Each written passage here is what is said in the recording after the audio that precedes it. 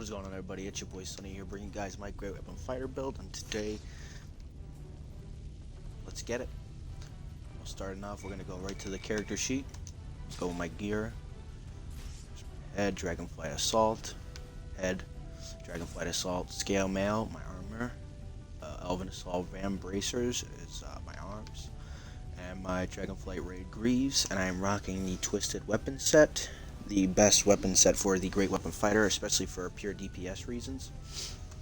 For your artifact powers, you want to make sure you have Sure Strike equipped, as well as Weapon Master and Combat Advantage as high as possible.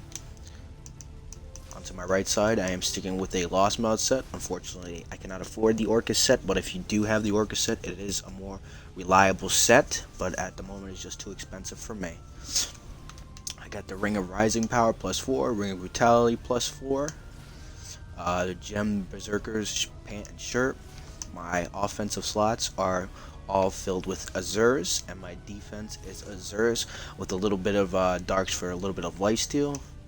My weapon enchantment is a Vorpal, and my armor enchantment is the Shadow Claw, but you can use the Negation or the Soul Forge, it really doesn't matter. And for utilities, it really doesn't matter there neither. You can use Dragon Hordes or Fey Blessings, Darks, whatever you feel like using. And then we're going to reinforce our gear with 200 crit, and our right side we're going to reinforce with 100% action point gain. For your race stat, you want to make sure you even out strength and dex and put 1 point into each. And then just here's my stats just standing here. My artifacts are the Lantern, the Sigil of the Controller, Heart of the Red Dragon, and of course the Lost Mouth Hornet Blasting for the set. Powers for my at wills, I use Sure Strike and Weapon Master Strike. My encounters consist of Daring Shout, Immobile Battle Strike, and Hidden Daggers. My dailies are Crescendo and Slam, and my class features are Weapon Master and Destroyer. Moving on to the feats, just going to go over these. Unstoppable Action, 1 point in this, 3 and 3 in Discipline of Strength, 3 and 3 in Toughness, 3 and 3 Endless Assault, 5 and 5 in Steely Defense. This gains us 20% of our defense as power, that's why we kind of stack the power as much as possible. 3% Devastating Critical, and 2% Weapon Master. If you are human, which is a reliable pick for the person, you put your extra 2 feats, 1 in here and then 2 in here. Now right onto the Paragon Path, we got you want to go to Sword Master. Iron Vanguard is more PvP. So we got 5 and 5 in Great Weapon Focus, 5 and 5 in Staying Power, 5 and 5 in Discipline of War, 5 and 5 in Executioner Style, Focus Destroyer, 5 and 5, and then Destroyer's Purpose is 1 point there, 5 and 5 in Scale Agility over the Unstoppable Recovery. I prefer more Deflect. And then this is a big one, Powerful Challenge, 15% damage to marked targets. And then this one, Student of the Sword, this kind of does a debuff for 5% for 5 seconds on an enemy, so that's pretty nice. For the Boons, 400 power, 400 crit, 3% action point gain, 20,000 to a foe chance, and then whenever we kill a foe, we gain 135 power, can stack up to 30 times. That's quite a bit of power right there from that. Dread Ring, take 250 crit, 250 movement, 400 lifesteal, 3% resistance ignored, which is Armor Pen over Deflect. Shadow Touch, 20,000 damage. Rampaging Madness, after 50 stacks clear, you gain 4,000 power, 4,000 lifesteal, and 4,000 regen for 10 seconds. You can't beat it. Icewind Dale. We got 400 combat advantage, 400 stamina gain, 2% crit severity, 2,000 power based on how much stamina guard we are missing. And then you would want to pick Winter's Bounty for a chance to gain 10% action point when killing a target. I don't have that one unlocked yet, but I'll get it eventually. Underdark, 400 power, 1600 hit points, 400 crit, 1600 hit points. Combat advantage damage bonus increased by 10%. You now regain stamina 5% faster, and then Abyssal Strikes gain 10% damage versus demons. Tyranny of Dragon, 400 power, 400 crit. Now I took the 400 defense over the 400 armor pen because I don't need any more armor pen, but by all means, if you need the armor pen, then take the 400 armor pen. I got the 400 lifesteal, and then once I get all my Tyranny of Dragon done, I'm going to put all my points into the increased crit severity.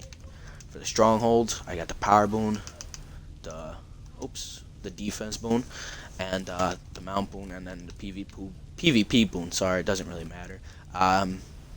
If you feel like usually when I run a dungeon, I use the defense boon, and when I'm just running around doing my dailies and stuff, my weeklies, everything like that, I'll switch to the lifesteal boon to keep my health up. Not saying that you won't survive with the defense boon, but with the lifesteal boon, you're gaining life. I don't have to use any type of potions or anything like that, and being that my lifesteal isn't extremely high for this class, it's only about 1,200, that lifesteal boon helps a little bit. 5% lifesteal severity, 400 combat advantage, 3% action, and 2,000 crit. We have a chance to get it, can't beat it. 300 power, 4% lifesteal severity, and 2,000 maximum hit points. 400 crit, 2,000 maximum hit points, and then this one we can receive 2,400 hit points and 1,000 crit for 10 seconds. Can't beat that. For companions, we got the Fire Archon. We got greater bondings in him. We got 2 rings of sudden precision and the gemmed elemental talisman of fire. All Azurs in here with greater bondings. So I am going to be getting my bondings up, and once they get up, he'll be even more powerful. For just for their active bonuses, I have the Air, the Yeti, the Enrouse, which is from the Warlock pack, and then I also have companion, the Lion, gain a 2% damage bonus, which is pretty nice. For my mounts, I have 3 Protector Friendship mounts. If possible, you want to get the higher version, which is the Protector's Camaraderie, which is 2 Regal and 1 Barb. This gives you 3% of your power and defense instead of the 1.5, but unfortunately I don't have the AD to buy the mounts. And then I have the Assassin's Conveyant, which is actually a new insignia bonus, which gives me increase to defense, deflection, and lifesteal, but I gain that back in power, which is pretty nice. And then of course I got Wanderer's Fortune. And yeah, that's pretty much it. If you want to see my rotation for this build, because I'm not going to do too much in this, I'll leave a link to it probably somewhere up here in the video. You can see melt things pretty easily. So let's see if I can get into a dungeon real quick.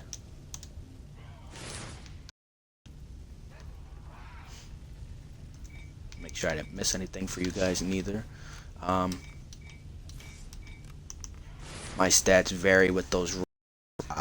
When he attacks, you'll see my crit go from anywhere to 100% to 80 something to 90. The highest I've seen it was like 105 with everything procced, which is pretty crazy.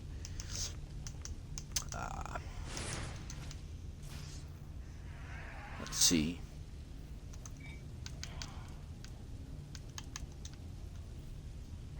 See if I can even get into a dungeon. Even with this new queuing system, sometimes you have a hard time, but I mean, doing this against dummies for me is not, this is not reliable enough for a build, just swinging at some dummies, because I mean,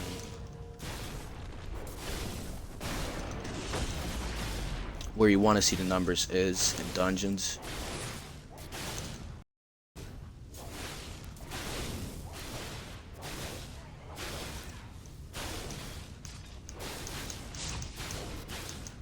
My stats: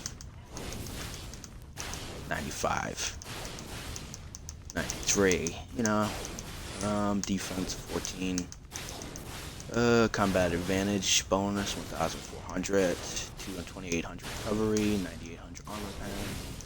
Crit goes up, my power is at 45. See, the stats are there, and like I said, the better bondings you have, the more stats they give you from your companion, the power you will also get. So hopefully on the next double refinement I'll be rocking with at least perfects, which would be a nice jump up from the greater. Let's see if I can hopefully get into a dungeon. I don't know if I'm going to be able to.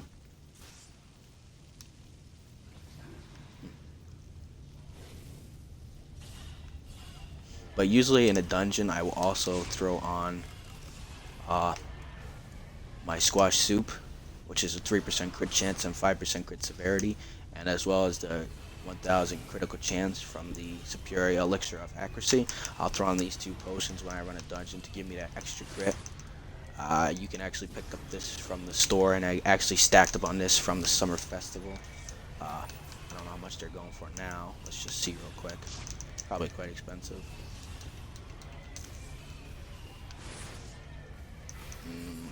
Not 750. I mean, I wouldn't really buy these. It's kind of crazy. If anything, you're good enough with just buying the elixir, and you can pick these off your adventures of doing your weeklies and dailies and stuff like that. Let me just take it to one of the. Let's just take it to. Let's go to the new zone, because that zone is actually pretty hard, and that's going to show it's kind of this build and its effectiveness, because I don't know if I'll be able to get into a dungeon, which is going to stink. I hope it cues me into a, just to show really what kind of DPS I put out. This is why I need it as well, so I can you know, edit out this wait time, because I do this stuff through Twitch, so I just have to live stream it all, and I can't like pause Twitch. That should be an option to be able to pause it. Thank you, Kessel's queued up. Alright, this is awesome, guys. This is actually really nice, really nice. So now you're about to get a chance to see this build in action. Alright, so there's a Guardian Fighter, which is pretty sweet. So I wonder if he'll mark the targets well enough for me. I'm going to use my squash soup. Let's just see these DPS. Oops. Okay, left behind there a little bit. Let's just spectate these guys real quick. There's a 3-3.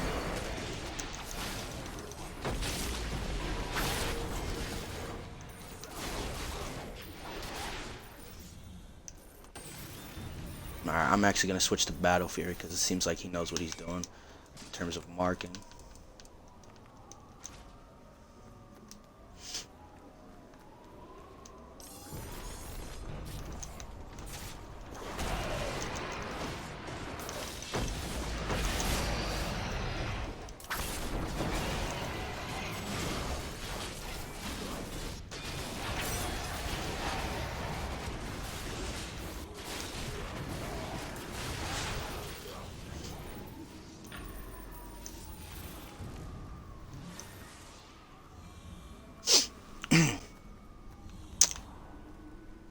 And then of course I also have my lucky coin and my little adorable pocket pet for those 2 extra stats.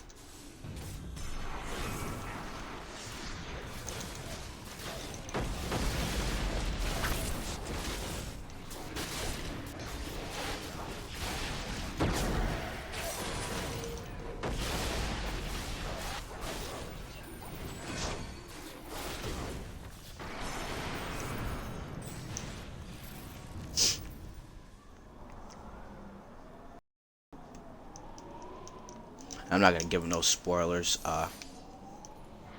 throughout the dungeon. We're gonna keep the score to a surprise.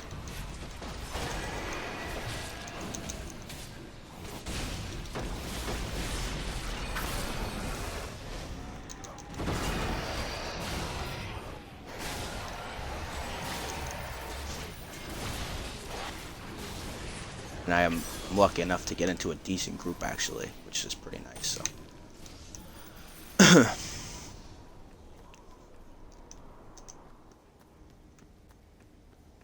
So that was nice that I was able to get into a dungeon fairly quickly and show you this build in action, because a lot of times people will, you know, show you everything with a build and then they'll say, oh, this is the best build,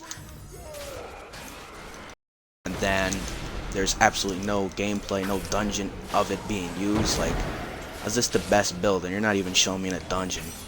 you're just showing me attacking a bunch of non-moving mobs, and the mobs are like level 9. So I mean, if you can't drop level 9 mobs, then there's a problem.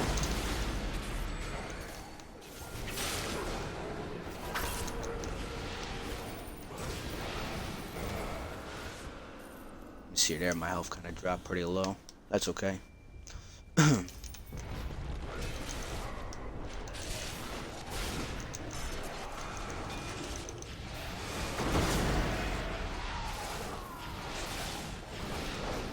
Got a nice black opal, sweet.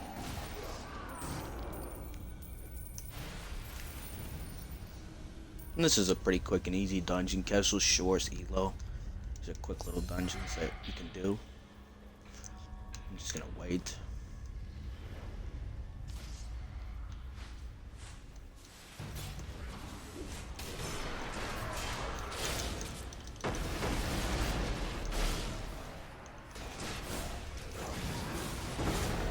That was a pretty nasty hit right there. Look at that, we just wiped them out pretty quickly. I mean, even if the DPS isn't that reliable, you can still get through this fairly quickly. Just being by yourself. I know I'm over 3k, but still, if you get my build and you watch my rotations, you'll get this build. You'll get the most out of it.